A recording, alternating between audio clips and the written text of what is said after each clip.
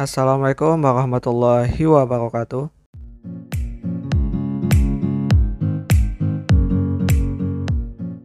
Predikat logik.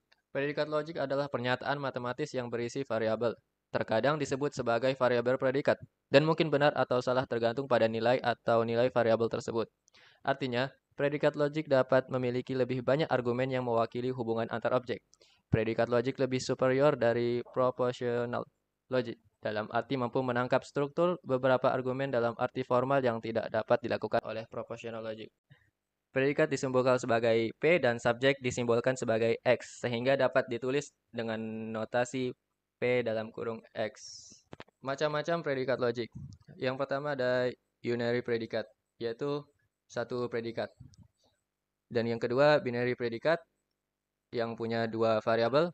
Dan ketiga ternary predikat yang punya tiga variabel. Dan yang keempat yang terakhir n-ternary predikat, empat variabel. Istilah-istilah predikat logik. Yang pertama, term, subjek atau kata benda. Yang kedua, predikat, properti dari term.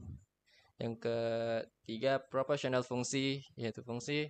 Yang keempat, kuantor, universal, bernilai selalu benar. Dan eksistensial, bernilai benar atau salah. Propositional function.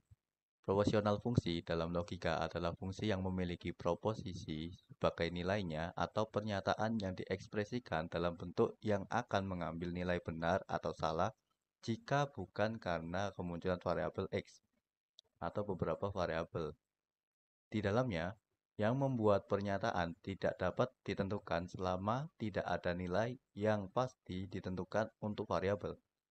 Fungsi proposisi memungkinkan perlakuan dalam logika simbolik dari proposisi yang kebenarannya tergantung pada komposisi variabel.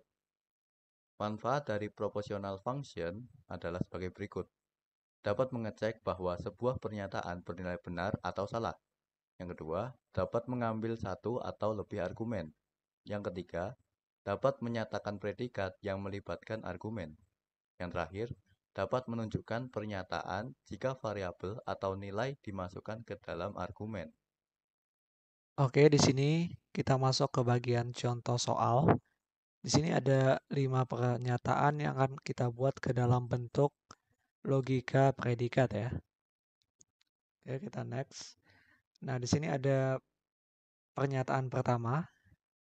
Naruto sangat pintar, tetapi SpongeBob tidak. Oke, di sini kita ambil dulu atau sebutkan dulu subjeknya ya.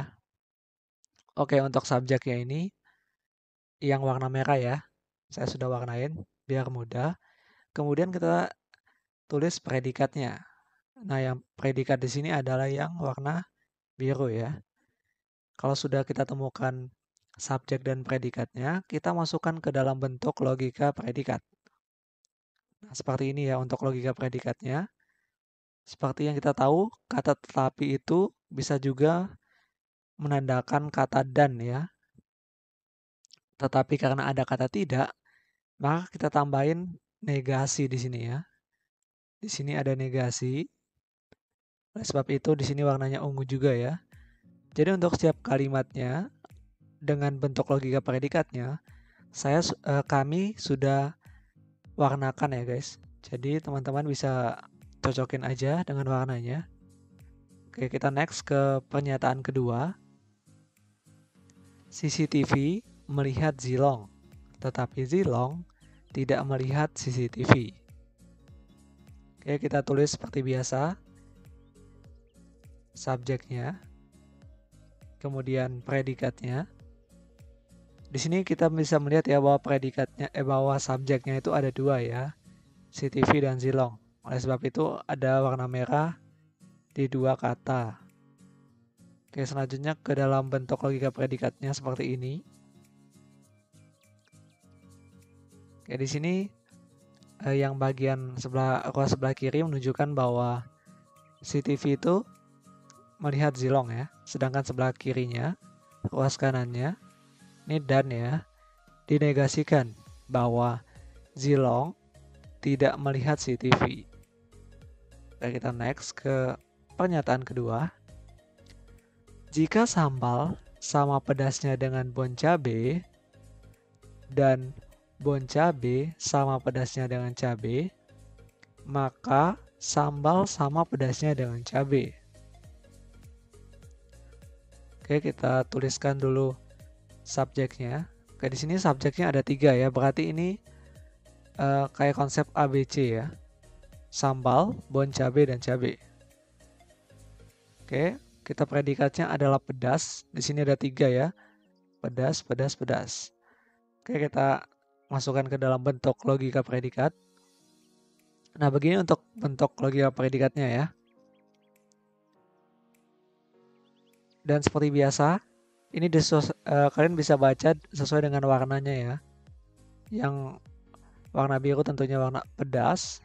Dan ini yang S adalah sambal. Yang B ini adalah bon cabe. Jadi di sini sambal dan bon cabe itu sama pedasnya. Cara bacanya ya di sini. Dan ini pakai dan ya di sini.